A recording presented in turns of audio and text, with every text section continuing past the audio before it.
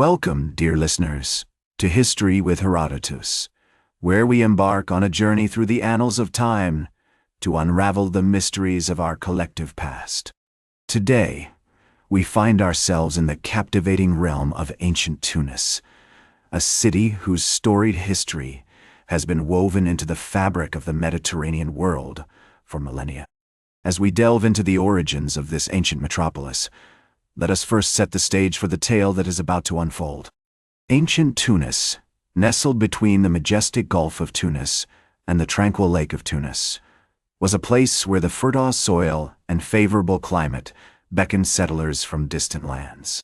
The city's strategic location at the crossroads of the Mediterranean made it an attractive hub for traders, travelers, and conquerors alike.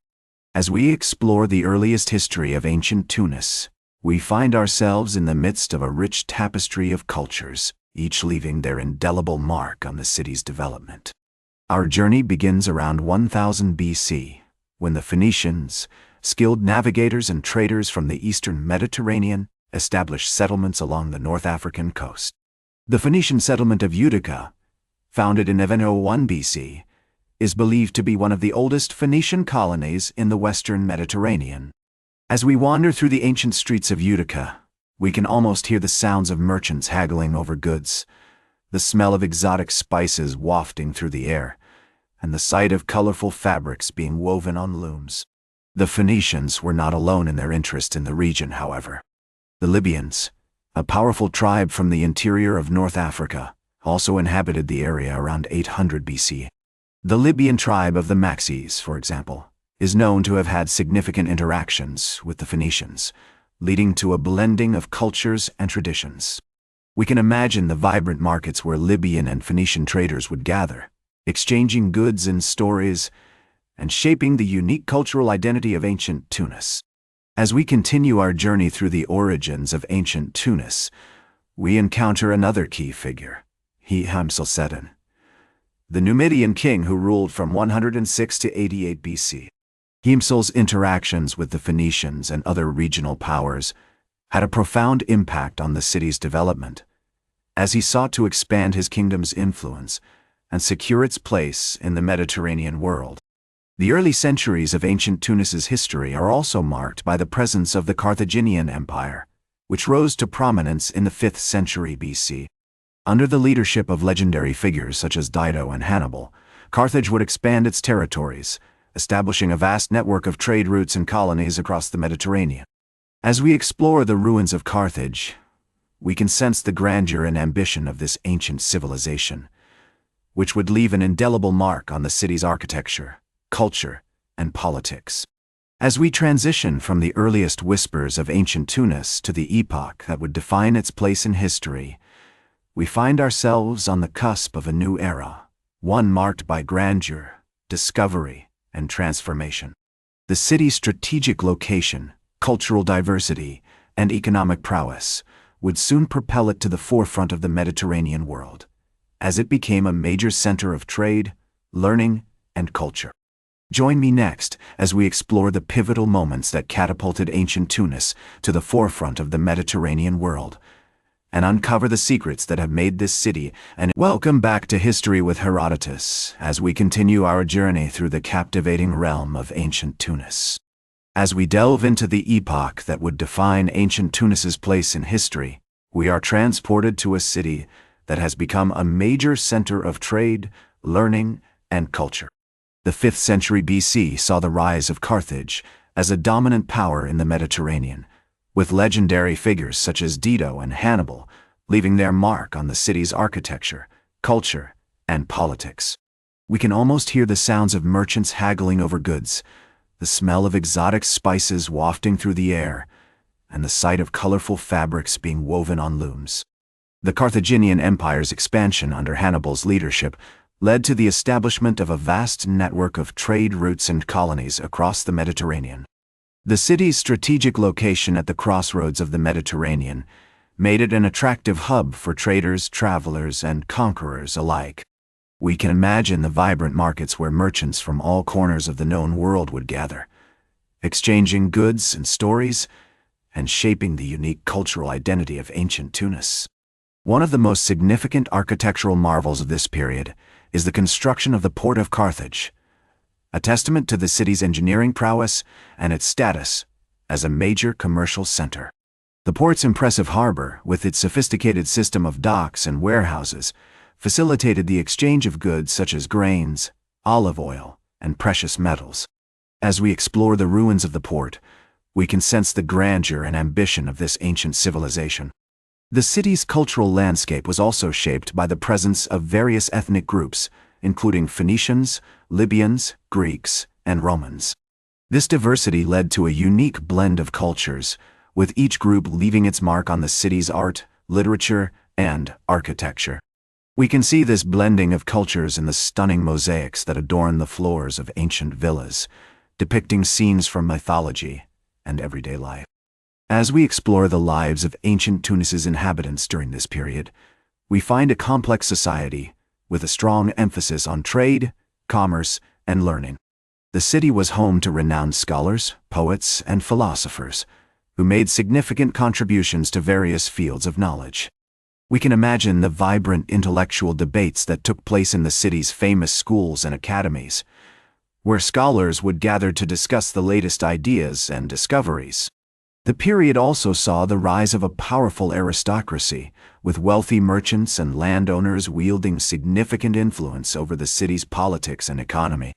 The intricate system of alliances and rivalries between these powerful families shaped the destiny of ancient Tunis as they vied for control and power. We can sense the intrigue and drama that characterized this period, as these powerful families navigated the complex web of alliances and rivalries. As we reach the pinnacle of ancient Tunis's power and influence, we are reminded of the city's enduring legacy as a testament to human ingenuity and perseverance. The city's strategic location, cultural diversity, and economic prowess had propelled it to the forefront of the Mediterranean world, making it a major center of trade, learning, and culture. Join me next as we explore the final chapter in the story of ancient Tunis, as we delve into the decline or aftermath of this ancient civilization and examine the lasting legacy that has made this city an enduring testament to human ingenuity and perseverance.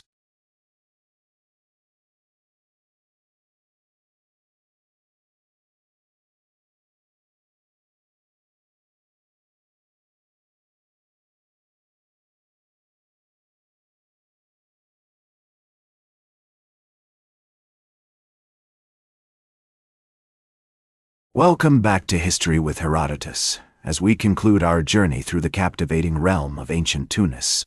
The decline of ancient Tunis began with the Punic Wars, a series of conflicts between Carthage and Rome that lasted from 264 to 146 BC. The wars saw the rise of Roman power and the eventual destruction of Carthage, marking the beginning of the end for ancient Tunis as a major independent city-state. In 146 BC, the Roman general Scipio Aemilianus laid siege to Carthage, breaching its walls and destroying much of the city. The once great empire was reduced to rubble, its people sold into slavery or forced to flee. Despite this devastating blow, ancient Tunis continued to play an important role in the Mediterranean world. Under Roman rule, the city was rebuilt and renamed Carthago Nova, becoming a major center for trade and commerce in the region. The Romans invested heavily in the city's infrastructure, constructing new roads, buildings, and public works that helped to revitalize its economy. However, the city never regained its former glory, and its population declined significantly, as many of its inhabitants were forced to adapt to new circumstances. One of the most significant factors contributing to ancient Tunis's decline was the rise of other major cities in the Mediterranean, such as Rome and Alexandria. As these cities grew in power and influence, they began to draw trade and commerce away from ancient Tunis, further weakening its economy.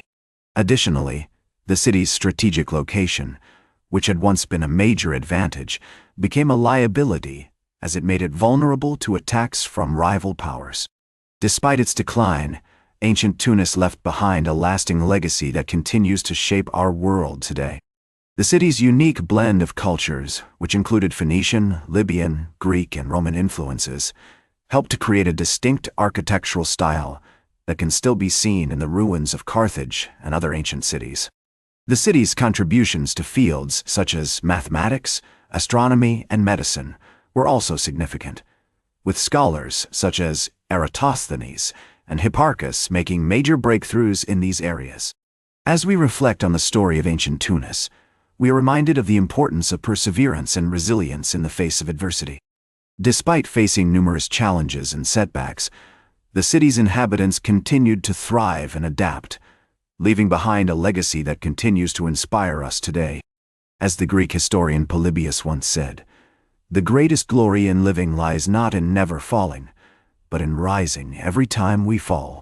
Ancient Tunis may have fallen, but its legacy lives on, a testament to the power of human ingenuity and determination. In conclusion, our journey through the captivating realm of ancient Tunis has come to an end. We have explored the city's earliest beginnings, its rise to greatness, and its eventual decline. Through it all, we have seen the resilience and adaptability of its inhabitants, who left behind a lasting legacy that continues to shape our world today. As we bid farewell to ancient Tunis, we are reminded of the importance of learning from the past and embracing the diversity and complexity of human experience.